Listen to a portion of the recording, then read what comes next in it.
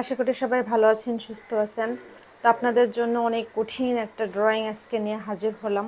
এই ড্রয়িংটা আমার কাছে এতটা কঠিন মনে হয়েছে, জানি না আপনাদেরকে কতটা বোঝাতে পারবো বা কতটা শেখাতে পারবো। আমার লাইফে যতগুলো কাঁথা আমি করেছি তার মধ্যে সব থেকে কঠিন ড্রয়িং এটা আমার কাছে মনে হয়েছে। তো যাই হোক, যতটা সম্ভব সহজভাবে আমি আপনাদেরকে বোঝানোর চেষ্টা করেছি।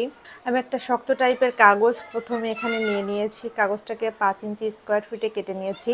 তারপর একটা কাঁথার কর্নারটাতে এইভাবে করে কাগজটা সেট করে তারপর বক্স আকারে ড্রয়িংটা করে নিচ্ছি। তো একটা বক্স তৈরি হয়ে গেলে নিচের দিকে 1 ইঞ্চি মতো বাড়তি নিয়ে আবার এইভাবে করে কাগজটা সেট করে আবার একটা বক্স এঁকে নিতে হবে। এইভাবে করে একদম লাস্ট কাঁথার নিচ পর্যন্ত চলে যাব।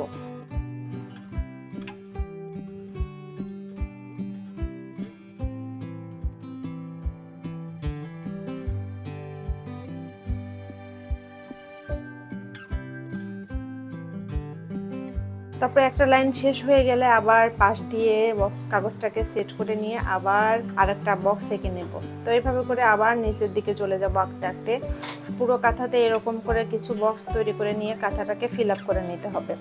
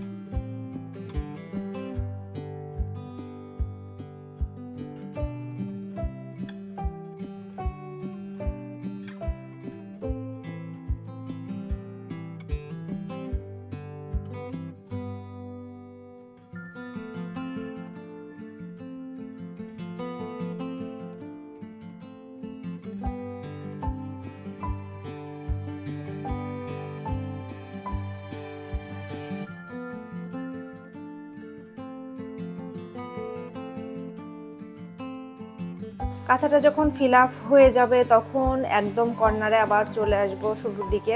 4টা বক্সের যে মিডিল পয়েন্টটা আছে এই মিডিল পয়েন্টটাকে কাগজের মিডিল পয়েন্টে রেখে কাগজটাকে একটু তেরসা করে ধরতে হবে, মানে বাঁকা করে। কিভাবে আমি ধরেছি একটু লক্ষ্য করে দেখেন।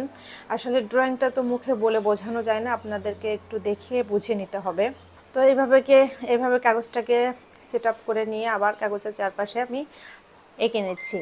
তারপর আবার নিচের দিকে আগের নিয়মেই কাগজটাকে সেট করে ড্রয়িংটা করে চলে যেতে হবে।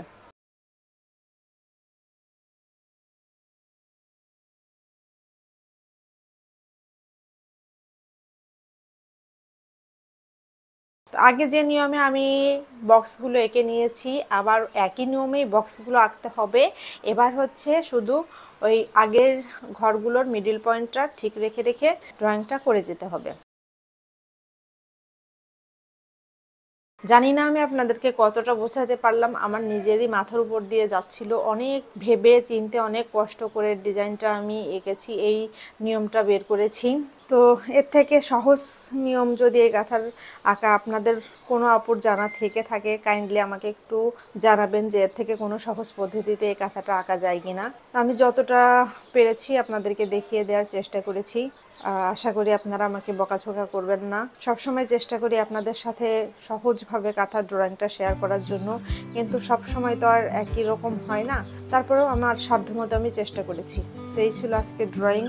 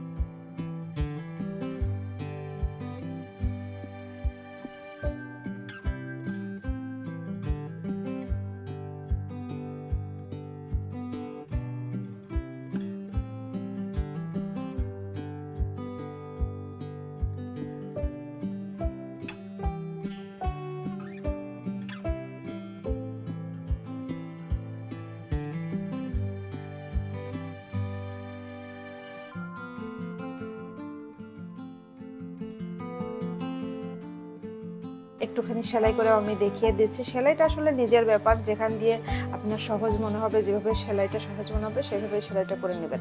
আমি সাদার উপরে লাল খয়েরি সুতা দিয়ে সেলাইটা করে নিচ্ছি, লাচ্ছি সুতা ব্যবহার করেছি এখানে। তো এই ছিল আজকের ভিডিও। সবাই ভালো থাকবেন, সুস্থ থাকবেন, আর নতুন নতুন ডিজাইন পেতে অবশ্যই আমার পাশে থাকবেন। আল্লাহ হাফেজ।